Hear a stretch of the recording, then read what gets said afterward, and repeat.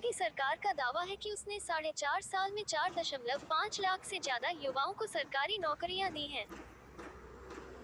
इसमें प्राइमरी शिक्षक व प्रोफेसर से लेकर सिपाही, डॉक्टर, बाबू और डिप्टी कलेक्टर तक शामिल हैं। दावा यह भी है कि यह सपा और बसपा राज में दी गई सरकारी नौकरियों से भी ज्यादा है। इस आंकड़े में 59,000 पंचायत सहायक, 59,000 सामुदायिक शौचालयों में नियुक्त महिला कर्मी, 59,000 बैंकिंग सखी और 15,427 विद्युत सखी शामिल नहीं हैं, जिन्हें घर के पास आए और रोजगार के नए अवसर उपलब्ध कराए गए हैं। 3 करोड़ वे रोजगार भी इससे अलग हैं, जिसे लेकर दावा किया जा रहा है कि ये अवसर 4 लाख करोड़ रुपए के निवेश से पैदा हुए हैं। Centre for monitoring Indian economy (CMI) के आंकड़े भी इस बात की तस्दीक करते हैं कि यूपी की बेरोजगारी दर नवंबर 2021 में राष्ट्रीय औसत 7% से 2.2% कम यानी 4.8% पर सीमित रही है, जो कई अन्य राज्यों से भी कम है। युवाओं की उच्च शिक्षा के लिए 7 नए राज्य विश्वविद्यालय बनाने की पहल भी इन्हीं 4.5 साल में हुई है। पर इन आंकड़ों से इतर कई कड़वी सच्चाइयां भी हैं, जो युवाओं का सुख चैन छीने हुए हैं। आश्चर्य नहीं कि इसका असर चुनाव में दिखाई दे। मसलन TET समेत कई भर्ती परीक्षाओं के पर्चे लीक होने की घटनाएं पारदर्शी भर्ती व्यवस्था के दावों पर सवाल उठाती हैं। कोविड महामारी में बड़ी संख्या में लोगों की नौकरियां चली गईं, जो स्थिति सामान्य होने के बाद भी नहीं मिल पाई। जिन्हें मिली भी वो उस स्तर की नहीं है जिससे उन्हें बेदखल होना पड़ा। वे रोजी रोटी के लिए भटकने को मजबूर हो गए। बच्चों की अच्छे स्कूलों की पढ़ाई छूट गई। कोरोना काल में नौकरी गई बच्चों की पढ़ाई भी छूटी। नोएडा के ब्रजेश मिश्रा बताते हैं कि वे एक ब्रांडेड कपड़े की फैक्ट्री में 22,000 रुपये की नौकरी करते थे। कोविड की आंधी में मालिक ने शटर गिरा दिया तो सड़क पर आ गए। प्रतिबंध हटा, दुकान चालू भी हुई, लेकिन मालिक ने नौकरी नहीं दी। लैपटॉप या एंड्रॉइड फोन न होने से ऑनलाइन क्लास नहीं करा पाया और दोनों बच्चों की पढ़ाई छूट गई। किसी तरह एक बैटरी रिक्शा कर्ज पर लिया। दूसरी लहर में वह भी खड़ा हो गया। किस्त समय से अदा नहीं हो पाए और ब्याज भी बढ़ गया। इस तरह की मुसीबत न जाने कितने अब भी भुगत रहे हैं।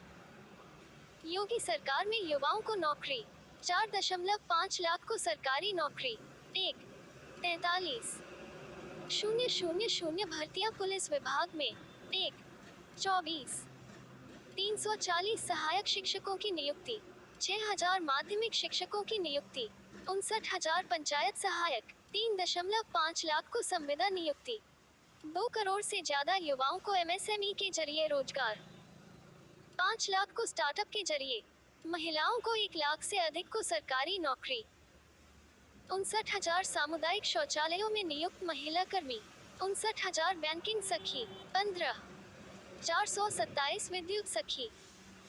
युवाओं को सबसे बड़ी आशंका सरकारी नौकरियों को चरणबद्ध तरीके से सीमित किए जाने की सता रही है। आउटसोर्सिंग से जिस तरह भर्तियां तेजी से बढ़ रही हैं, युवाओं की चिंता भी बढ़ रही है।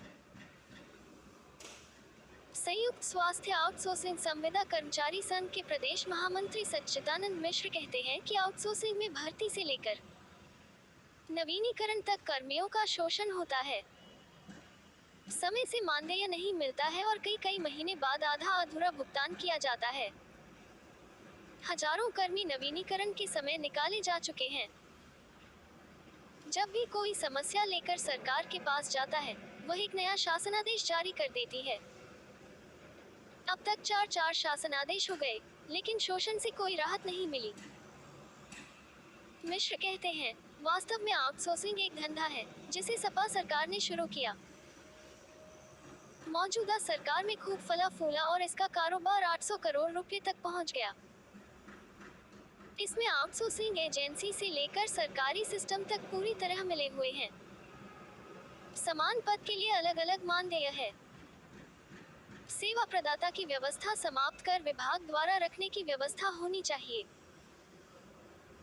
सेवा प्रदाता कर्मचारियों के वेतन से 18% GST व 5% सर्विस चार्ज काटता है। विभाग से भर्ती पर यह पैसा कर्मचारी पा सकेंगे। सरकार विरोधी मानसिकता से काम कर रहे कई अफसर। आउटसोर्सिंग के जरिए सरकार को सेवा दे रहे विजय शंकर द्विवेदी कहते हैं कि कुछ अफसर सरकार विरोधी मानसिकता से काम कर रहे हैं। इसका अंदाजा इसी से लगा सकते हैं कि नियमित नौकरी को भी 5 वर्ष तक संविदा पर रखने की कोशिश की गई। इससे भी मन नहीं भरा तो चयन के बाद की यह संविदा अवधि सेवा में न जोड़ने का प्रस्ताव शामिल कर लिया। यही नहीं, चयनित लोगों की एक सीमा तक छंटनी का प्रावधान भी शामिल कर लिया। शुक्र यह रहा कि इस प्रस्ताव का समय से खुलासा हो गया और युवाओं के जबरदस्त विरोध से अफसरों को पैर पीछे खींचने पर मजबूर होना पड़ा। यह कोशिश फिर कब शुरू हो जाए क्या पता। इस सिस्टम से युवाओं का भरोसा उठ चुका है। पेपर लीक और परीक्षाओं में गलत सवालों से हुई किरकिरी।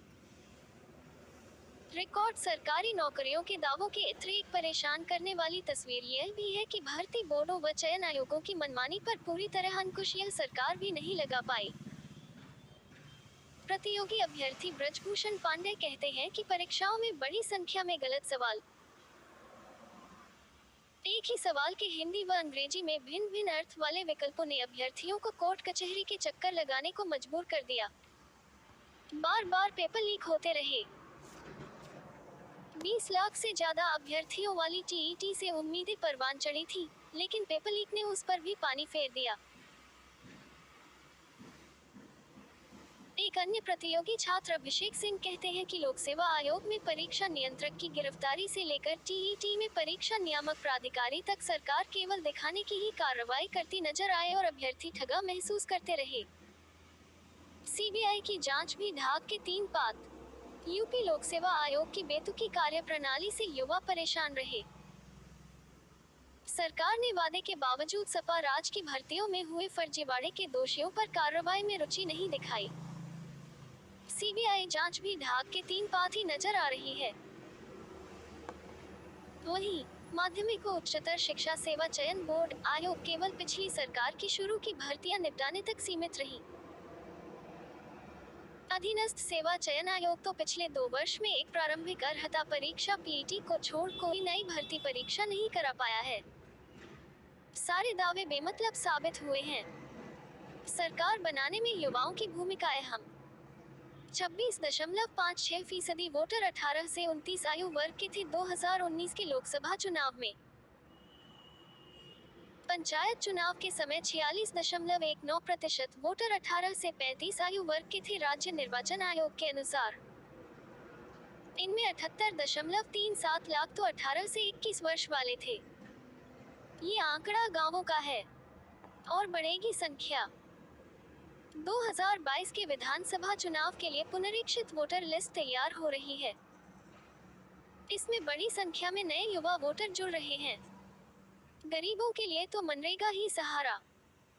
वित्त वर्ष 2019-20 में मनरेगा ने प्रदेश के 64.54 लाख लोगों को रोजगार उपलब्ध कराया था। इनमें से 1.33 लाख परिवारों ने 100 दिन का रोजगार प्राप्त किया था। वित्त वर्ष 2020-21 में जब कोविड महामारी आई तो रिकॉर्ड 1,16,55,000 लोगों को रोजगार उपलब्ध कराया। इनमें 7,78,792 परिवारों को 100 दिन का रोजगार प्राप्त हुआ। 2021-22 में 13 दिसंबर तक 82.85 लाख लोगों को रोजगार प्राप्त हो चुका है। इनमें 1,60,421 परिवार 100 दिन का रोजगार प्राप्त कर चुके हैं। खास बात यह है कि लगभग 97% लोगों को 15 दिन के भीतर मजदूरी का भुगतान हो रहा है।